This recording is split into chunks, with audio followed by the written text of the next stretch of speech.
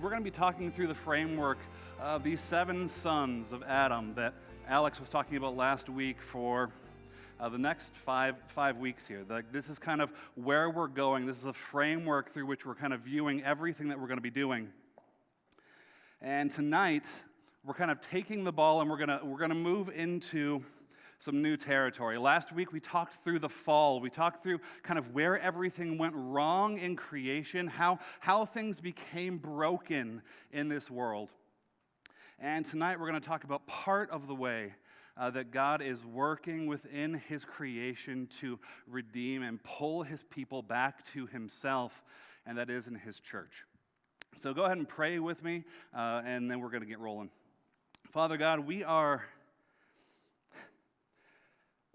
just so bent towards sinful rebellion, God, towards this belief that we are some independent, completely self-sufficient person who's able to fix our stuff. And God, time and time again, we try and we run into the same problem over and over and over again. God, that only lasts for a little while. And eventually we go running back to the same things that completely disappointed us in the first place. And so God, tonight, as we are looking at how you have designed your church to work, as we're looking at how you have kind of formed your people together, God, I pray that it would be convicting, God, that it would be helpful, that it would be clarifying, and ultimately, God, that it would be a picture of the gospel. That there might be people here tonight who would take steps either towards you in faith for the first time or take steps in maturity and growing to look more like Jesus. We pray this in your name. Amen. Well, tonight, when we're looking at this idea of the church, the reality is this. God has designed tribes for His people. We've kind of had this tribal mentality in some ways, and you can see it just in how we follow sports teams. You can see this tribal mentality in the way that we like different things, and you can see how different guys, even in the church, kind of congregate around ideas. We congregate around hobbies and interests and everything else. But ultimately, God has kind of put us into these categories of really just 2 different tribes. The first one is the family. The first one's the family. You see that starting back in Genesis chapter 1 and chapter 2 is kind of the first tribe that each of us are given. We're born into a tribe, and some of us are thrilled with what we've been born into. Some of us kind of wish that we could forget about it. Some of us kind of feel like that tribe was really broken, or that the people who were supposed to be leading us as we were there in that family unit just really failed in their job or set a bad example for us. But that was a temporary deal. The family, while incredibly important, God also saw was not completely enough for His people. He did lay out some pretty important design pieces within the family, within that first initial tribe for us that I think are important for us to see. Part of that is, what does it look like to be a man who's in the family? And we're not going to spend a ton of time here because in the coming weeks, we're going to spend a ton of time talking through the home, talking through what does it look like to actually be a part of the family, to be a man who is following after Jesus and pursuing his wife and kids well. But the most important part about kind of understanding family is this idea of headship. And that's a term that guys tend to like, because headship for a lot of guys means I call the shots. And unfortunately, what happens with this idea of headship or leadership is you've got a bunch of guys who became these things, these 7 sons: the passive man, controlling man, wounded man, the angry man, the selfish man, the lazy man, and the lonely man. And they've taken the idea of headship and turned it into something it was never meant to be. And so God gave His people, gave these people who He made in His image a second tribe. And you don't see it really come into play until all the way down through the Old Testament into the New Testament. And you start to see this thing developed in the book of Acts, where God is putting His church together in a new and unique way. And God designed His church so that family units would then fit into this church body context. And so we have run into a pretty significant problem if your life and your tribe stopped at family and never went anywhere from there. That if you say you're following after Jesus, if you say that you're trying to pursue God's plan for your life and for your family, and you aren't actually engaged in and a part of, and a covenant part of a local church body, then you aren't actually following what God's plan is for you. You aren't following what God's plan is actually for anyone. And so as we look at this idea of being in the church, there's some tensions that exist in this thing. Part of the tension is that people kind of have this it's kind of newer, probably like in the last 20 years or so, this suspicion of institutions, where if you're an institution, if there's something set up about you, there's a natural distrust that exists for you. And so as men, partially, who want to be independent, want to be strong, want to be in charge of our own lives and everything that we do and say and think, to have somebody else saying, this is actually how you should do those things, feels like somebody's imposing upon us. It feels like somebody's taking away my autonomy, and that's a scary thing because I'm putting myself into a vulnerable position. And the other thing that tends to happen is people say, well, churches, institutions are run by sinners. They're run by corrupt human beings, and because of that, the church is now innately broken. And I say, you're right. It is. Because we are sinners, and so are you. But it doesn't excuse the fact that God tells us explicitly in His Word that this is how we're supposed to live our lives. We see it in Hebrews chapter 10. If you want to open there, you can. This is probably going to be the only passage I'm going to ask you to open to tonight for sake of time. Hebrews chapter 10, verse 19. It says, therefore, brothers, since we have confidence to enter the holy places by the blood of Jesus, by the new and living way that He opened for us through the curtain, that is, through His flesh, and since we have a great priest over the house of God, let us draw near with a true heart in full assurance of faith, with our hearts sprinkled clean from an evil conscience and our bodies washed with pure water. Let us hold fast the confession of our hope without wavering, for He who promised is faithful. And let us consider how to stir up one another in love and good works, not neglecting to meet together as is the habit of some, but encouraging one another, and all the more as you see the day drawing near. And so there's a couple things that's interesting about this passage. The first one is that there's a few commands that are pretty specific in here towards these people who are professing Christians. We've been going through Hebrews on Sunday morning. You should know that this is being written to a Hebrew church of people who would proclaim to follow Jesus. And the writer is saying these few things. He's saying, draw near, hold fast our confession, stir one another up towards love and good works. And then because of those things, then he's saying, and do not neglect meeting together. And he's speaking about the local gathering of the church body. And if you're like, well, Pastor Josh, here's the deal, though. Me and one of my buddies get together every week for coffee. No, that's not the same thing. Because the church has been designed to fill a very specific role in your life that involves fellowship and sitting under the Word and worshiping in song and taking communion together and praying together and submitting to God's authority through His Word as a body. And that cannot be done in the same way if you're just off on an island doing your own thing or thinking that you're going to do this new popular idea of church from home on the couch. It doesn't work.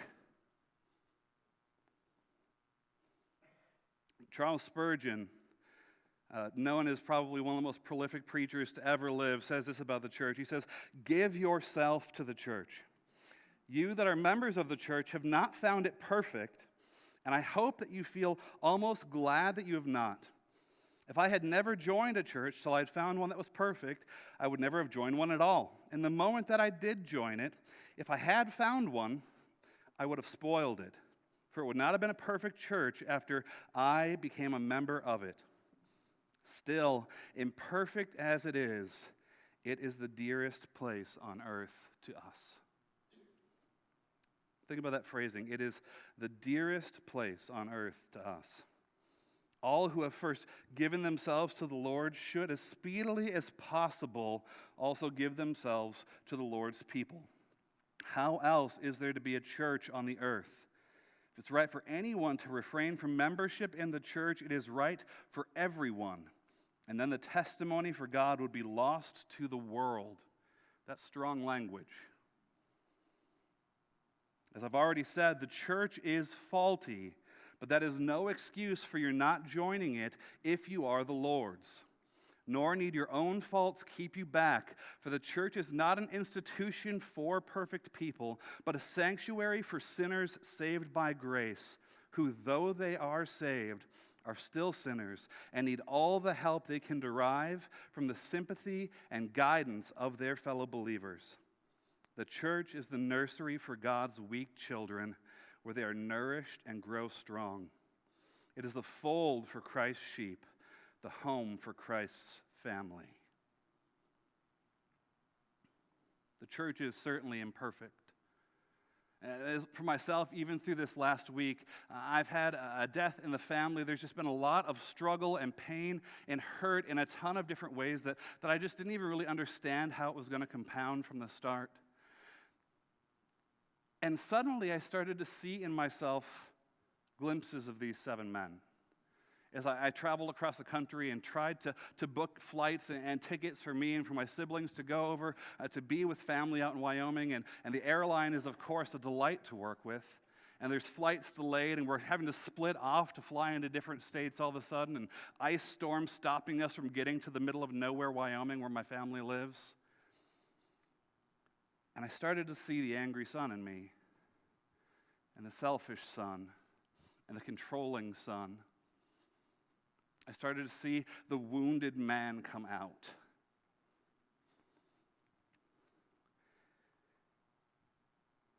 And the reality is that if you're honest, if you're actually going to be real, you can see each of them in you at different times.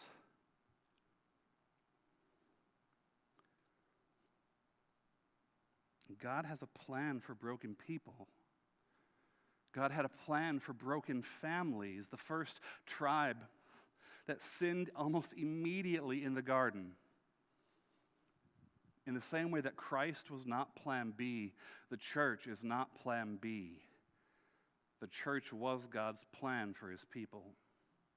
And so you and I then, if we're going to be faithful, if we're going to actually be obedient to Scripture, obedient to a holy God who has created us and formed us and planned out his world for us, then we need to walk in obedience and be a part of a local church body in a real way. Because the reality is that for a lot of guys, and it is such a shame that it's men who seem to fail in this category more. We've got a ton of dudes that wouldn't be at church at any given time if their wife wasn't dragging them here.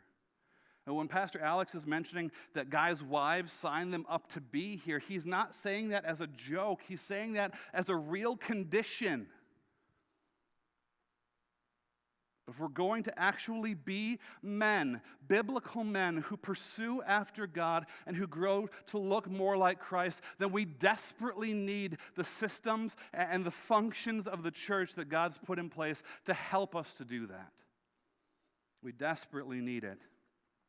One of the things that I talk to couples about a lot, especially in premarital counseling, is kind of trying to gauge where they're at on a few certain ideas when it comes to the church. You see, the reality is that I can tell a ton about a person's spiritual condition based on 3 general categories. I can tell a ton about it. The categories are this. Is this a person who is submitting to a local church body? Is this a person who's serving in a local church body? And is this a person who is giving to a local church body? Are they submitting to, are they serving in, and are they giving to?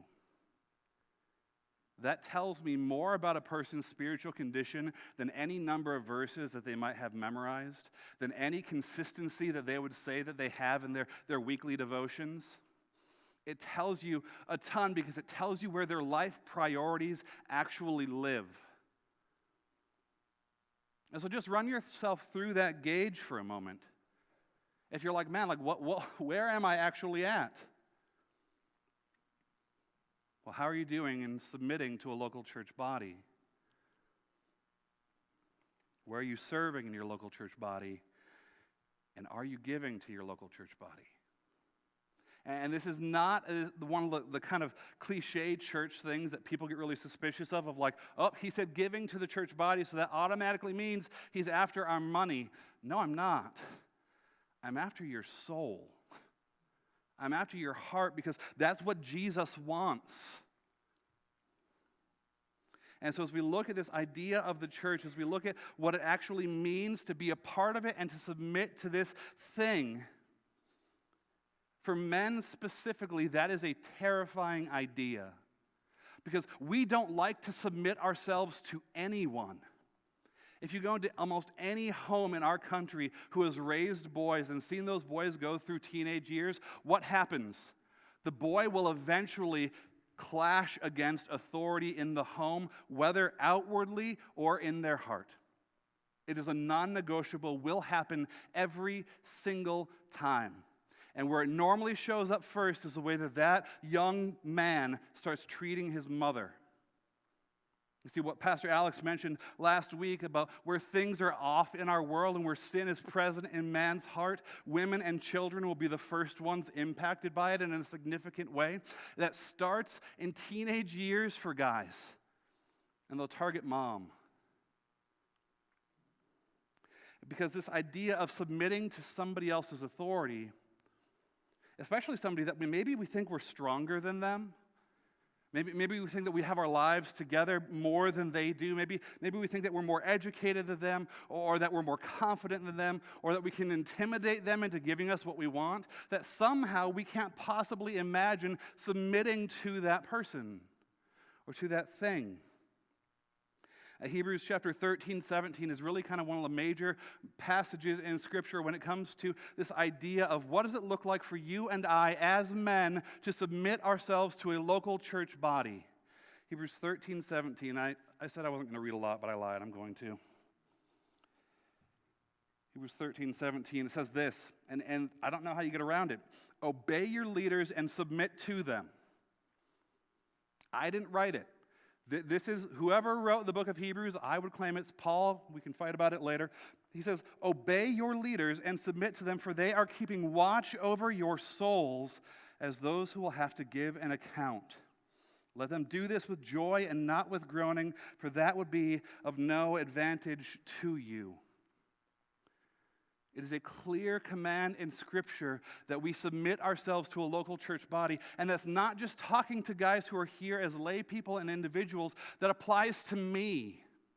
And so that means that on a daily basis, I need to also submit myself to the leadership of this church body, even while I'm a part of it. The way that plays out in my life means that I answer to this group of men who are faithfully looking to lead this church towards life and godliness. And that means that there are elders who I sit amongst who have to correct me, who at times have to rebuke me, who have to love me enough to call me out of sin and to call me back to Christ. You see, that's something that every single one of us desperately needs.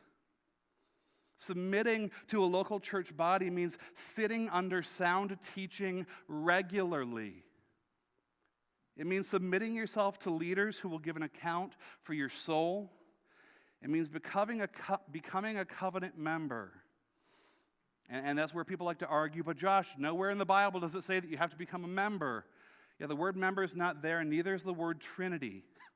But as you look through the New Testament, there is no escaping the reality that God has designed its local church body for people to commit themselves to and covenant to in a meaningful and lasting way. There is no getting around it, and if you want to, you're now just attacking semantics, and you're no longer actually talking about the issue, because this is about your rebellious heart. It means sitting under sound teaching, submitting yourself to leaders who will give an account for your soul, becoming a covenant member of a local body, and regular attendance in that body. And I kind of was almost not going to go to this idea of regular attendance, because in 2017, when polled about what regular attendance is in the church, Christians, people who would say that they are part of a local church body, said that regular attendance is as little as 1 out of 4 or 1 out of 8 weeks attending church together. How is that regular attendance? It's not. We're called to submit ourselves to the body. And that looks like us gathering together for worship through song, for seeing the elements taken, so that's communion and baptism, for sitting under the preaching of the word, and for fellowship and community, which Pastor Alex is going to go into in a lot less time than I would like.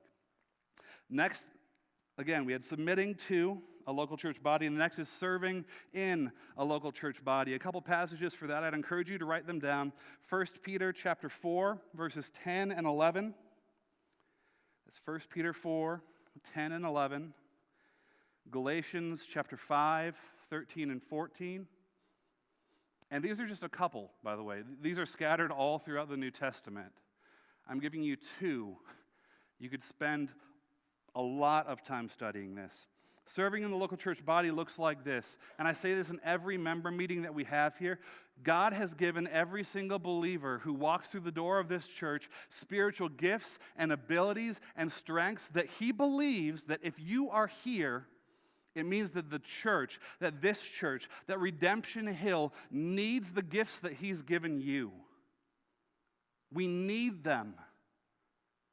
And so the reality is this: if you're here, if you're the guy who's just been showing up sometimes on a Sunday, or maybe not at all, if you're the guy who's been coming every single Sunday for 40 years, and you've sat in the same pew and you've never done anything, you are not only robbing yourself of using a gift that God's given you, you are robbing his church of something he believes the church needs from you.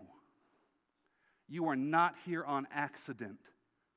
God does not call people as a game. He calls us to something. And if you are not doing this as a man, your family probably won't either. It starts with you. Serving in the church means that you are looking for ways to use spiritual gifts that are in your life. And if you're like, dude, Josh, I don't even know what those are, it probably means you haven't been in community enough. And Alex is going to hit on that in a little bit. It means sacrificial care for others. It means actually thinking, and this is a crazy thought, I know. What if I loved others more than I loved me right now? What would that look like? What would it look like in a church of 500 people if we had 100 guys who decided to take this thing seriously and sacrificially love and serve others? It would be a completely radical experience that most of us have never even dreamed of seeing in a church. Scripture says that we are many parts of one body, that there are some people who will be a hand, others an ear, others a foot. And I don't know if you've ever been injured. Some of you guys have probably just lived your lives injury-free, but if you've been injured in any way where maybe one of your limbs no longer works great, it's hard to function as a person at all. And so when Paul is giving that analogy of us as many parts of the same body, the idea is this: we need all of them. And if we don't, it means that we're actually operating in the negative. It means we're operating with a handicap. Next, giving. Giving, 2 Corinthians chapter 9, verses 6 through 8. And that part is talking about financial giving. There's something that a lot of people like to talk about. It's this idea of where you spend your money, you will find your passions. Where you put your resources, you will often find where your heart actually is. But giving is not just talking about that, because we're called to live a life of stewardship as a whole. That means that we are called to steward and give our time, our attention, our affections, and our finances. All of them. And there's this tension that starts to exist in guys when it's like, well, I'm so busy. Not a single person in this room is any more busy in reality than anyone else. You will always make time for what you prioritize. period. Another thing that you'll end up hearing other than I'm too busy is, well, I'm too old. That one's really sad to me because I don't know if you guys have looked around this church much, but there's a ton of young dudes coming into this church body every single Sunday.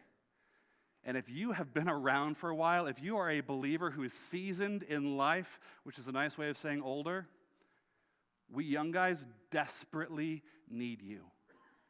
We desperately need you because I lack experience, I lack wisdom, and I need men who love Jesus and have loved him longer than I've been alive to point out areas of error in my life in a way that is different than would come from a guy my same age. The church desperately needs men who are pursuing after Jesus for a lifetime. We need you. We got 5-ish minutes here. We're going to kind of look quickly at these 7 sons of Adam. These 7 sons. Because the reality is that depending on how you would see yourself on this board on any given Tuesday, it may change the way that you view actually becoming a part of the local church body. And so what I've done is I kind of grouped some of these because a lot of them kind of have a little bit of cross-pollination. And then the reality is that most of these kind of have like some second cousin type guys out there on the board. So when you have like the selfish man, when you have the lazy man, you could also throw in the foolish man. When you have the controlling man, when you have the passive man, when you have the wounded man, the angry man, you could also have the fearful man.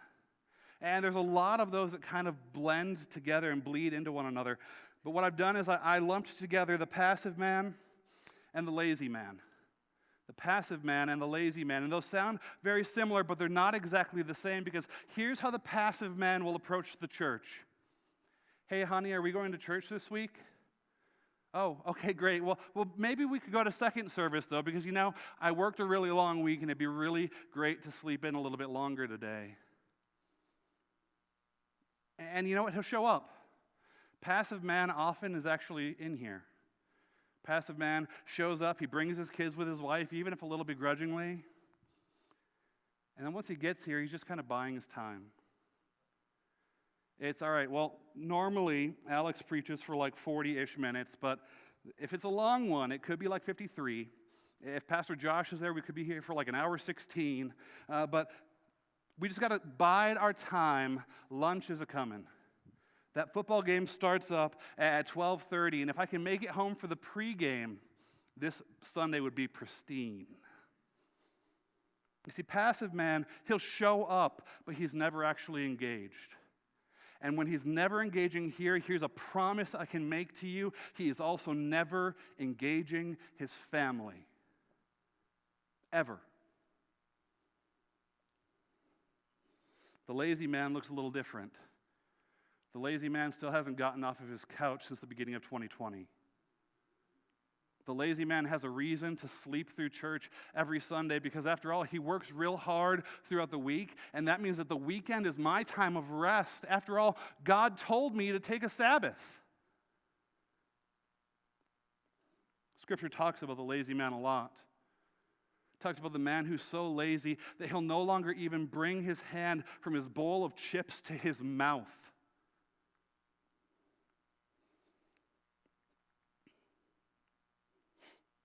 The lazy and passive men tend to do some of the same things with their family. They might drop them off here. They might bring their kids in for children's ministry stuff or drop off their teenagers to see Abe on Sunday night. And we used to call that dry cleaner parenting when I was a youth pastor. It looks like this. You drop them off dirty, wrinkled, and all jacked up, and you hope that when you pick them up, they're cleaned, starched, pressed, and on a nice hanger for you to take home. And it's this passive garbage of parenting that says, fix my child for me. And it completely rejects the order in which God has created his world. Which tribe did he give first? The family. If you have kids and you are in this room, you are primarily responsible for their condition.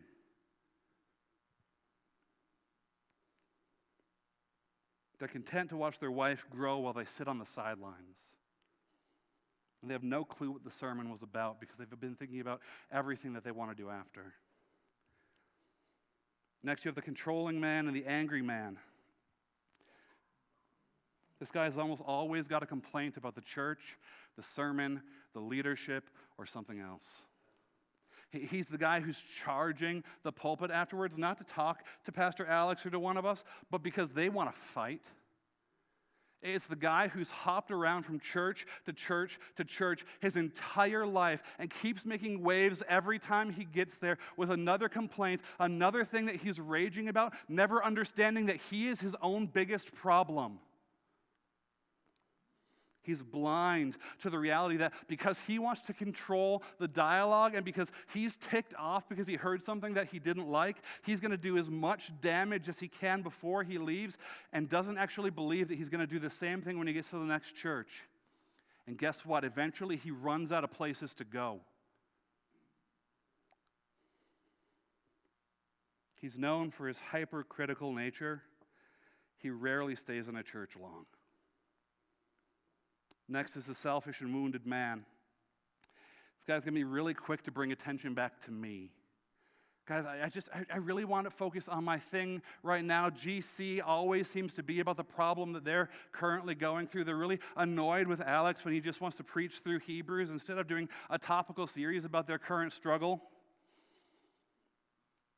They get frustrated when people don't do things the way that they would really like it done or don't communicate to them in the way that they find most acceptable. I just prefer that you text. Emails are really hard to read. Oh, when you call me, though, you sound really aggressive, so I'll come to you when I'm ready. Just give me my space. I'm really sensitive. I've been hurt a lot before. This person is surrounded with drama and often will go to war over preference issues. And they almost always leave a church because of those kind of problems. It's the music wasn't the way I liked it. Last, we have the lonely man, a guy who can't seem to figure out why he doesn't seem to fit in any of the churches that he's gone to. He feels like he's never been accepted. It's the same guy who puts no effort into relationships while expecting that the church will bend over backwards and, give up the world in order to pursue his very special self. He's often blind to his loneliness and that it's coming from a reality. You see, the lonely man, he's often been the passive, controlling, wounded, angry, and lazy man. And people just give up on him.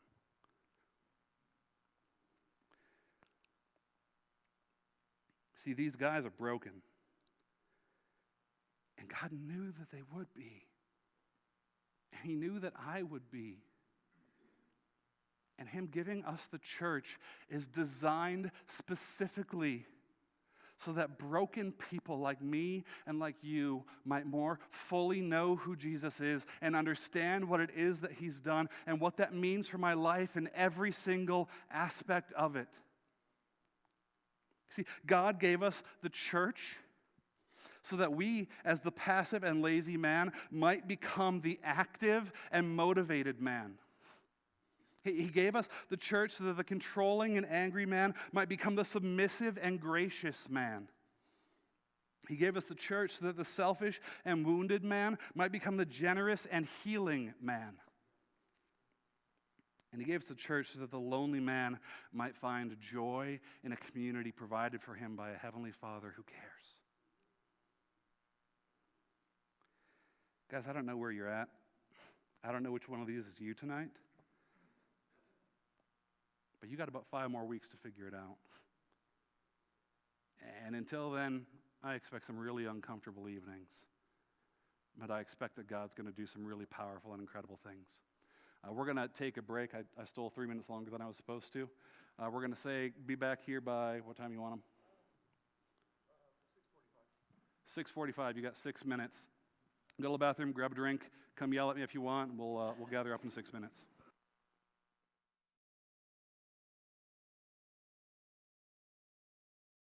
All right, boys, we're going to get back to work here.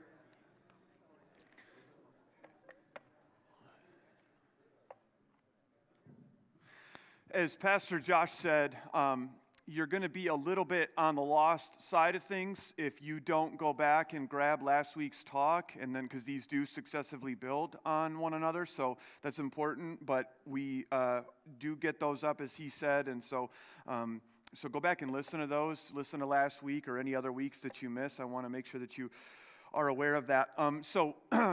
So I want to take the rest of my time here, our time together, and just really talk through the importance of community. So Pastor Josh is basically making really, really good, like watertight biblical arguments for the fact that you should be gathering with God's church. You should be gathering here on a Sunday morning, leading your family, shepherding them, all of that. And I want to piggyback off of that and also point out, in addition to that only coming on a Sunday morning is falling short of God's design for us as men, that we as men actually need community. We need community. Now let me give you a definition of community. Here's what I mean for our purposes. Community would be this: men who love Jesus and love one another enough to help each other look more like Jesus. Okay, that's community. So that's what I mean when I say community. Men who love Jesus and love one another enough to help one another look more like Jesus, okay? So we love Jesus and we love each other enough to help each other look more like Jesus. So there's an intentionality behind our community. Some of us think we have community because we go and hang out with a bunch of morons at deer camp, and that is not, that's not what we're talking about. We're talking about an intentional, gospel-driven, gospel-centered gathering of men where we are helping each other look more like Jesus. That would be love our wives better, serve our children better, all of that. Walk out of these sons of Adam that we're born into and be the men who profess Christ that the Lord has called us to. And so we need community. And basically here it is. Why? So you notice here, for those of you who can read my writing, and if you can, I commend you. Why? Why do we need community? Number one, because it's a command. So Josh already alluded to this. I'll read it to you again. Hebrews 10. You can memorize this verse. It'd be a good one. 10:24. Let us, that is believers, consider, think about, ponder how to stir one another up to love and good works.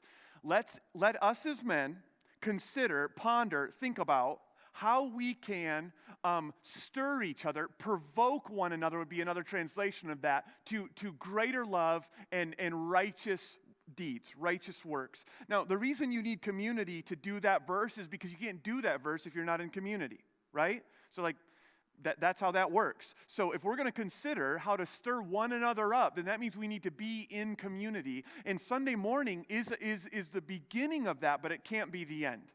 It's the beginning of that. It can't be the end. And so the first reason for why you need to prioritize being a man who loves Jesus and getting around other men who love Jesus and will help you look more like him is because it's a command. And I don't want to spend a ton more time on this one. It's just that there's some of you who aren't buying it. You're like, I don't know. That's your interpretation, Pastor Alex. Okay, good. So you go look up Hebrews 10:24, and you tell me what your interpretation is, and then I'll tell you that it's wrong. I don't know. I haven't been to seminary, but there's really difficult to get around that verse. Like really difficult to go, you know what I think that verse means? I think it means that I should not be around other men helping them love Jesus more and look more like him. Like, you just can't get around that verse. So this is, brothers, an obedience issue. Like some of you think, no, it's a disposition issue. I just am more of a lone wolf. You can say that if you want. I might say you're one of Adam's sons is what I might say to that, but it's not a disposition thing. Well, I'm just introverted. Fine, you can be introverted, but that does not excuse you from the clear command of Scripture. Like there's no footnote in the Greek here that says, unless you work really hard and just want some me time. Like it's not there. The footnote's not there. You can't render that translation any other way than get around a group of men and consider how you might help one another, this is my paraphrase, look more like Jesus Christ. It's a command, number one. Number two, because Adam's sons aren't only born broken, they're born blind. Because Adam's sons, number two, aren't only born broken, we're born blind. And I want to illustrate that in a way that pains me. And don't get nervous. But I brought a gun, and I got to show you something. This is just public confession time, Tommy. So action's open, and Tommy's a gunsmith. So Tommy, check it. It's clear. So this is almost the coolest 30-30 that there ever was. I think you would agree with me. I mean, this is a bad man right here. There's one problem. Does anybody know what the problem is? The problem is this. And if this is not a problem for you, then I know what your problem is. Because I know what my problem is. So I buy this gun, and I have a local gunsmith cut the barrel down to 16.5 to keep her legal, throw the can on the end so my wife can shoot rabbits without waking the baby, and sell the furniture off of it on eBay, and then I go on a website and I buy this buttstock, and in the buttstock, the color of it it's called blackjack, and I'm like, cool. And there's a detail here that's important that you understand, and that is that I'm colorblind. And so I buy this thing, and it comes in the mail, and I open it up, and I'm sitting in my chair as I open it, and my wife's sitting in her chair over there, and I open it, and I'm like, and I look at it, and I just got to tell you, to me, it was supposed to be gray, to like go with the like gray and black, and so I'm like, man, that's a different, on the spectrum of gray, like that's a different gray than I was anticipating, but I'm going to run that. And then I look at my wife, and she goes, what is wrong with you? And I was like, woman, what's wrong with you? And anyway, it's pink, right? And like once she told me it's pink, I'm like, I knew something wasn't right here. And brothers, this right here is why we need community. Because sin blinds us. It blinds us. To where you think, like as I'm looking at this, it's hard to explain if you're not colorblind, like I'm colorblind, then you don't get it. You're like, hey, moron, that's pink. But to me, though, like to my eyes, I still look at this and I go, that's just it's a bit of an odd gray, but I'm going to run that. Well, I'm not going to run it now. I'm going to paint it as soon as I get home. But I thought, let me put it together because this is so many of our lives. Like you got a lot going for you, but there's this part of you, and your sin blinds you to this part of you because you can't see it because sin blinds us to our own blindness. And so what happens is that we walk around in our lives and there's something very, very wrong with you. Like it's very wrong with you. And a lot of people know that it's wrong with you.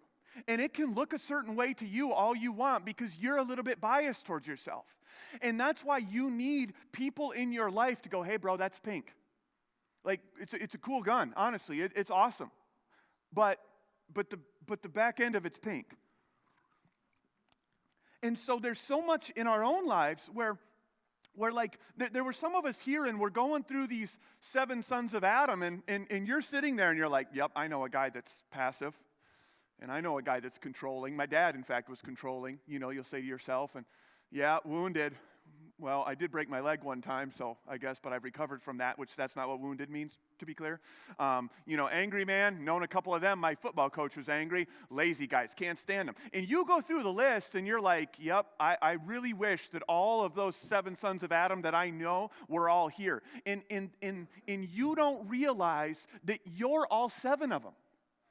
And that's why this lonely component is so deadly, because when you live in isolation and you don't talk to your wife, she's like, why didn't you talk to me first? I'm like, woman, I thought I had that. Like, the color's blackjack for Pete's sake. That shouldn't mean pink. My friend comes over and I'm like, hey man, check out my 30-30. He goes, did you get that for Haven? Who's my daughter? Anyway, but that's so if you're not inviting other men, your wife if you're married, but other men into your life to say, hey, am I wearing any pink right now? Like, hey, what do you see in me? What do you see in the way that I'm doing marriage? And what do you see in the way I'm raising my children? Just to be in that kind of community. Like if you're not availing yourself of that, then you're blind to your own blindness, brothers. You are blind. Like that's what sin does. You understand that, right? Like sin isn't like, hey, I'm over here, come kill me. Sin is like, hey, I'm not over here. Sin hides and it shapeshifts and it does all of that, and you will not be a biblical man, which is what this whole 8 weeks is about, biblical manhood. You will not be a biblical man if you live in isolation. You will not. You will not. So how does this happen? How do we get into the kind of community? So, why? Number one, it's a command. That's got 2 M's. How about that? And 2, we're blind.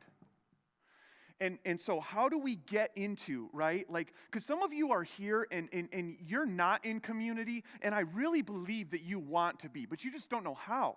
Like, what would that even look like? How do we, well, a couple things. One, we almost have to, like, undergo a paradigm shift. If you have just been disobedient to Pastor Josh's whole talk about gathering with the church and being in the church, that'll actually do you a service almost for this part. Because if you grew up, you're still disobedient, but I need to talk to you boys who grew up in the church. If you grew up around the church, this is what you learned about discipleship. This is what you learned about community. Community is all about programs. Like, it's just program driven. That's what the church kind of did. You can trace it out with regard to church history, and I won't bore you with that. But this program idea of, like, the busier we are, the better we are at making disciples. So disciples are not so much measured by people who look like Jesus and who have healthy marriages. That's not the metric. The metric is, how busy are you? So we got Sunday school, we got Sunday morning, we got a time in between, we got Sunday night, we got Wednesday night, we got Awana, there's a Bible study. And so if you are doing 46 things, then you must be godly. And the reality is, it burned a bunch of dudes out, didn't make anybody godly. I shouldn't say anybody. God's sovereign over all of it. Praise his name. But the reality is that there's a lot of us who, when we start thinking about community and thinking about discipleship, we start thinking, okay, Alex, give me some things to do, crank out some programs. Now, if you've ever been around Redemption Hill for more than 3 minutes, you know we don't do programs here. And that makes some of you, like, nervous. You're like, oh no, what do I do? Well, here's what you do. You do what Paul tells a young pastor Titus to do, which is in Titus chapter 2, for older women to disciple younger women and older men to disciple younger men. And when you read that text, it's amazing that for Paul, the idea there is not programming. The idea there is modeling. Like it's modeling a husband who's been married for a while, modeling to a husband who hasn't been married as long how to be a loving, sacrificial husband. It's modeling. It's not plug and play. And I'm not saying there's anything wrong with discipleship classes. I mean, obviously we're doing one. Like, I'm not saying there's anything wrong with a marriage class. I'm not knocking that. I'm just saying you can go through all the dang classes and come out of it still a jackwagon, because the programming side of things does not automatically make you godly. And so we kind of have to undergo a paradigm shift away from programs, away from addition, because that's how a lot of us think of this, is like, okay, if I'm going to be in community, I need to do more stuff. And if I'm going to do more stuff, the problem with that is I don't have any more time because I'm already busy, because my 3-year-old's in dance and my 5-year-old's taking driver's ed and my 7-year-old is going to play pro football, and so you're just crazy. And so you're like, how in the world? I don't have time to be discipleship, to be in discipleship, to be in community. And what I'm saying to that is that you have to go, this is the paradigm shift. You have to stop thinking addition and start thinking infusion. Stop thinking addition, I have more stuff to do, and start thinking infusion. Infusion is this: what am I already doing? What am I already doing? And where are some brothers who love Jesus that I can start doing that with? Like, what am I doing? And who can I bring along? Here's a good example. How many of you tomorrow are going to eat lunch? I'm curious. Okay, so 4 of you? Okay, no, okay, so there, really? Like, so most of you are not going to eat lunch tomorrow. Fascinating. I'll pray for you. So yeah, you're going to eat lunch tomorrow. So, some of you are more godly apparently than the others of us, or on a diet or something, but 4 of you are going to eat lunch tomorrow, so good. So leverage lunch tomorrow. That's a good option if your work will allow that. How many of you have a hobby? Okay, so more than 4, but still not all of you. Some of you don't have hobbies. Some of us with kids, like that's our hobby, is we're trying to raise our kids. Good, I'm going to get to you in a second. So you have a hobby. So do that with another dude that loves Jesus. How many of you are raising children, like tiny little human beings, right? Like, yep, lots of, right? Now you can stop raising your hand. I get it. But thank you, though, for your enthusiasm, because a lot of you, it seemed like it pained you to raise your hand. But yeah, so you have kids. We have all of these things that we're already doing. We're already doing them. So what does it look like in the rhythm of your life, of what you're already doing? What does it look like to infuse that with gospel intentionality with some other guys? Like, that's a big deal. So, I mean, I have friends I ride mountain bikes with, and when we ride bikes, and I'm not like out there with the Greek New Testament going, hey, bud, can you hold my steering, can you hold my handlebars? I got to look up, whatever. But we're out riding bikes, and then sometime on the truck ride or sometime in there, we're going to build a relationship, or we're going to have some gospel conversations around it. I have friends I hunt with, and so when we're out hunting, I bring my pink 30-30, and we just rip around out in the woods. But we're going to, so you're infusing the things you're already doing with a gospel-centered intentionality to them. You're going to eat lunch tomorrow, and instead of eating lunch by yourself, you're going to call a brother and be like, hey, man, when do you eat lunch? Oh, really? You can eat whenever? Well, I'm eating at, 11:30, and I got 45 minutes. Can we eat lunch? And can we just talk about how we can be better husbands? Like, can we just chat about that? I'm struggling. One of my kids is having a behavioral thing, and I don't know how to, like, just that kind of conversation. Hey, man, I go to work at 8. You go to work at 8. Can we do breakfast at 6:30? Like those kind of things where you're already doing it and now you're infusing the thing you're already doing with a gospel-driven intentionality. Like, guys, if you're going to be in community, that's how it's going to have to get done. Because programming is not going to make you look more like Jesus. Intentionality is going to make you look more like Jesus. So that's a really big piece to this is this intention, this intentionally infusing into what you're already doing in your life, gospel-centered relationships, gospel-centered intentionality in that.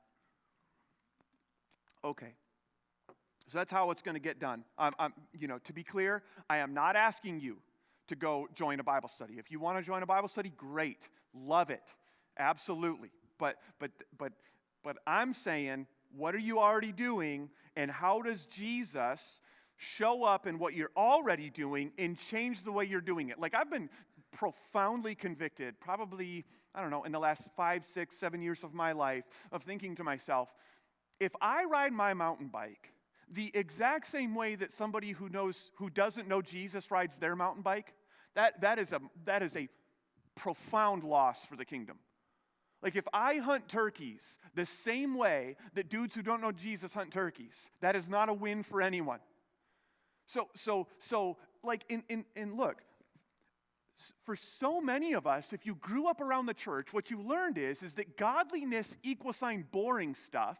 So, like, go to church and be, and it's got to be boring and there's no joy there, and just sit through it and gut it out, because in the end it's better than going to hell. And so, like, that's kind of how we've learned what church is, and that's sort of how we learned what discipleship is. So, like, the first time, this is back when I was wheeling Jeeps, and I don't do that anymore because now I ride bikes and they're expensive too. So you only have so many times. More kids you have, less hobbies you have.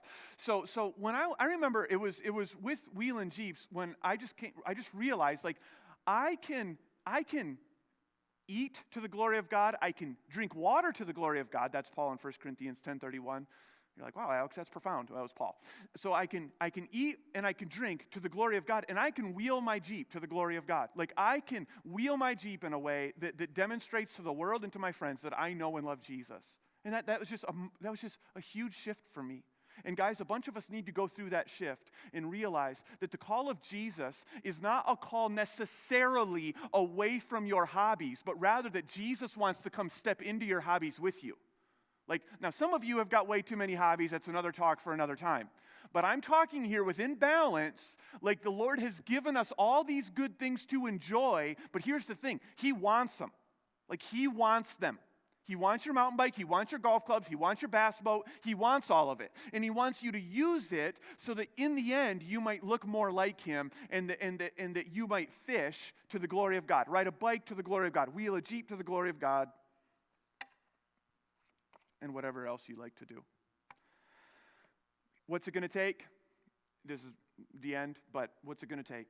Just let me give you 6 things. And if you know me, I normally have a bonus 4 or 5 in there. But let me give you just 6 things to be aware of as you pursue a gospel-centered community. I mean, Pastor Josh nailed it. You have got to be gathering with God's church. And what I'm arguing for is, in addition to gathering with God's church, you know, when we gather on Sunday morning, be here and then gather outside of here in smaller groups of men that love Jesus and love each other enough to help us look like Jesus. But here's what it's going to take. And I just got to set us straight on a couple things. Number 1, expectations that are realistic.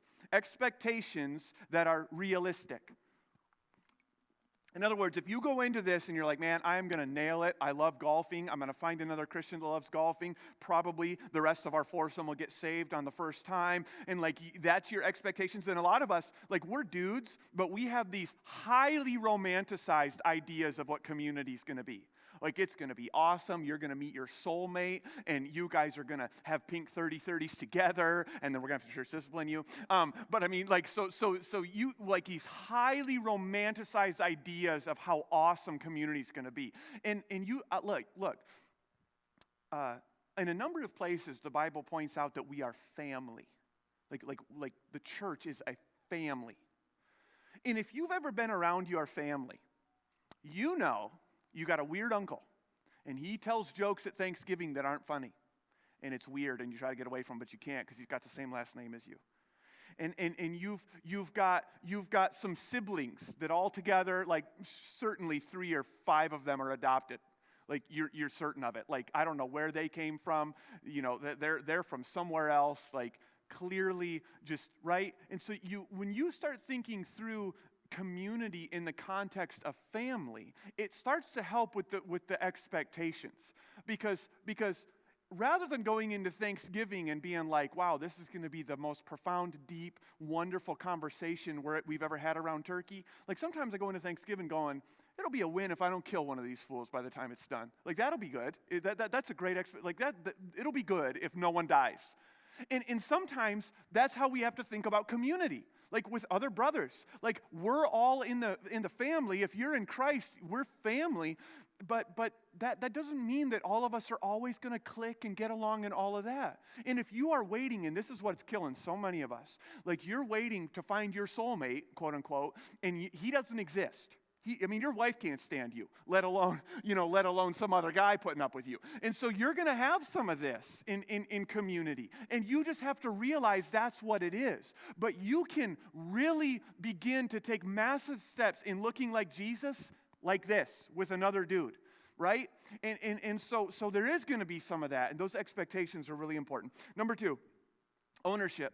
Men, if this is commanded, and it is, and if you are blind to your own blindness, and you are, then you need community. In fact, you have to have it. And what that means is you can't settle for not having it. You cannot settle for not having it. What that means is you have to own it and go make it happen. You have to make it happen.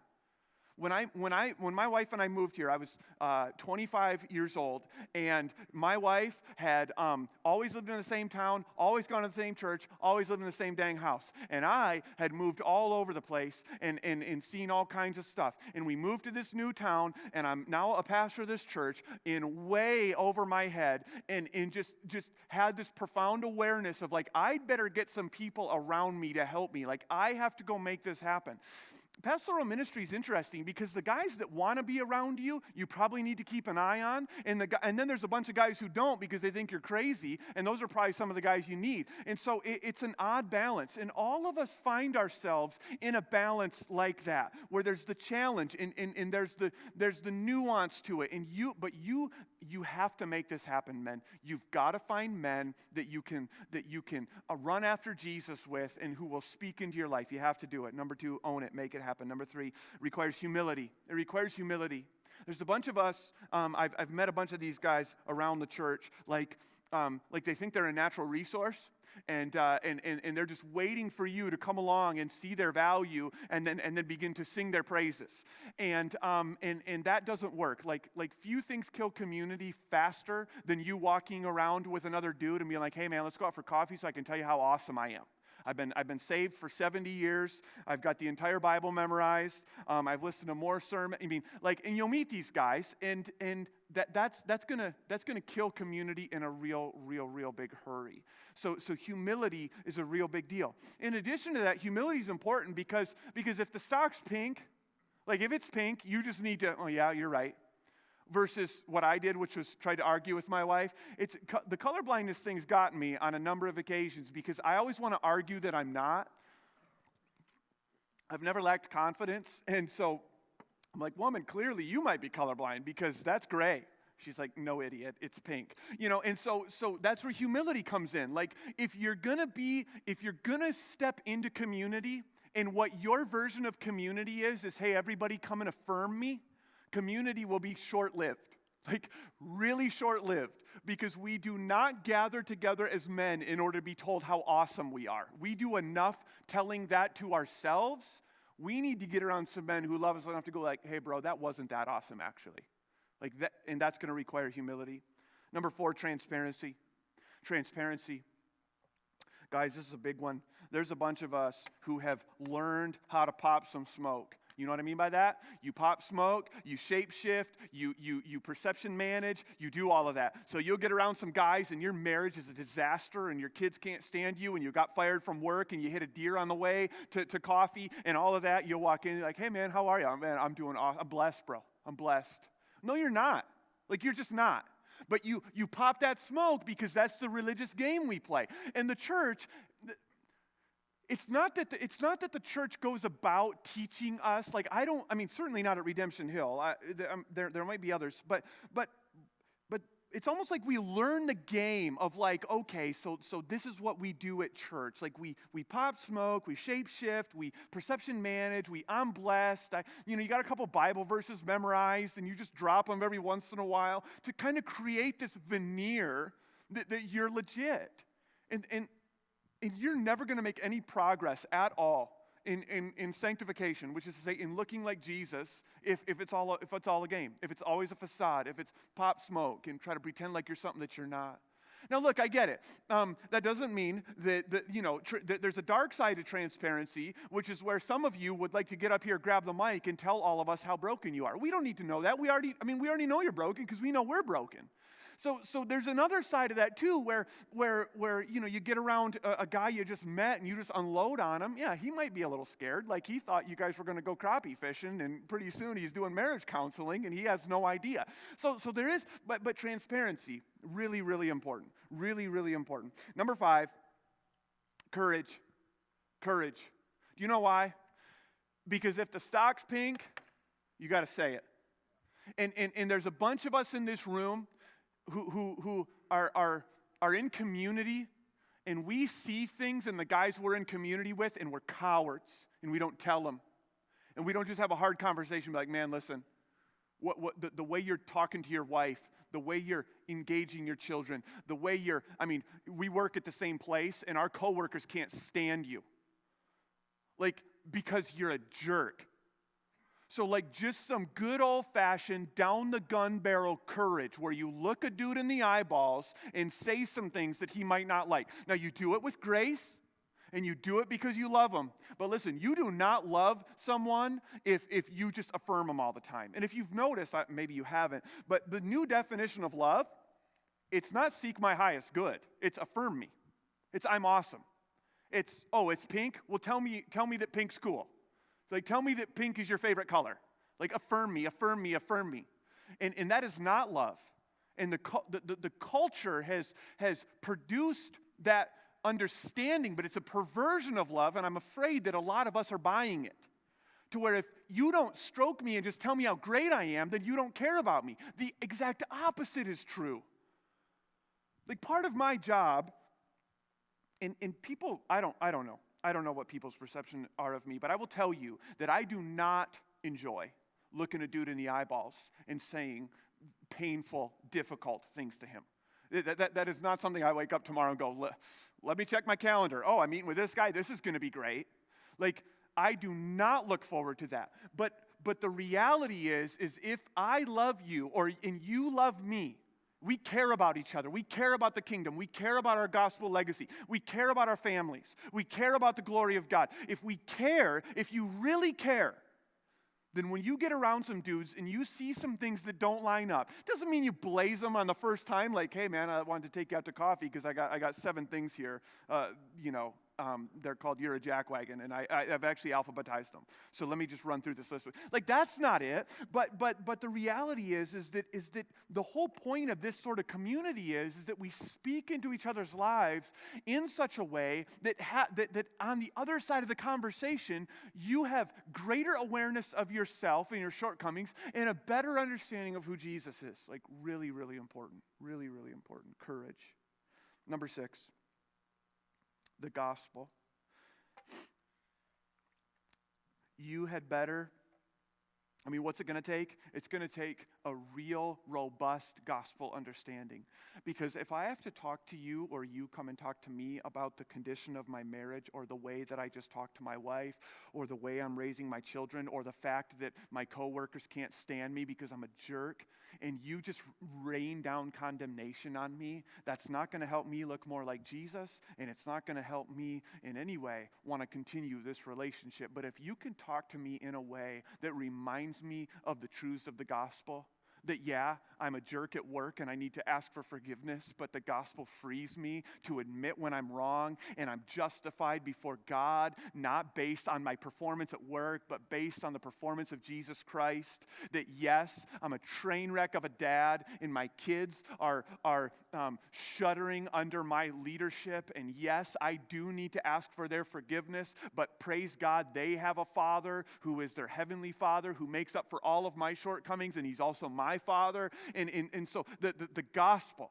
like you've got to be able to preach the gospel to yourself, and we have to, as men, learn how to get fluent in the gospel in the way that we speak to one another. Really, really important. So what's obedience look like coming out of this? It looks like this. Sunday morning, 8:15, 10:15. Love to see you here. And I'm not saying that because I'm a pastor. I'm saying that because you are going to be a monumental, you will fail to reach your God-given potential. I was about to blaze you, and then the Spirit was like, pull that back in.